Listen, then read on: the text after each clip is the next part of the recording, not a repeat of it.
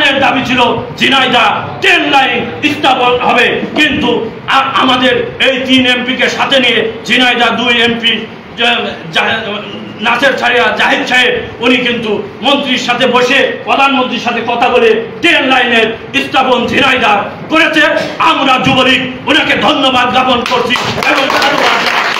এবং আমি বলতে চাই 44তম স্বদেশ দিবস উপলক্ষে রাষ্ট্রনায়ক 1981 সালে সেই মেঘাচ্ছন্ন রাষ্ট্রনায়ক শেখ হাসিনা তার জীবনের মায়া ত্যাগ করে সন্তান এবং তার পরিবার পরিজন ছেড়ে উনি আমাদের মতো মানুষের কাছে এসে উনি বাংলাদেশে পৌঁছাইছিল এবং বাংলাদেশে প্রত্যেকটি ঘরে এবং প্রত্যেকটি মহল্লায়, প্রত্যেকটি পাড়ায়, প্রত্যেকটি জেলায়, প্রত্যেকটি উপজেলায়, সমস্ত জায়গায় উনি পায়ে হেঁটে এই সংগঠন দাঁড় করিয়েছে। এই কারণে ঝিনাইদহ সদর উপজেলা যুবলীগের সাবেক আহ্বায়ক হিসেবে, জেলা যুবলীগের সদস্য হিসেবে আমি আজকের দিনে রাষ্ট্রনায়ক শেখ হাসিনার দীর্ঘায়ু কামনা করছি।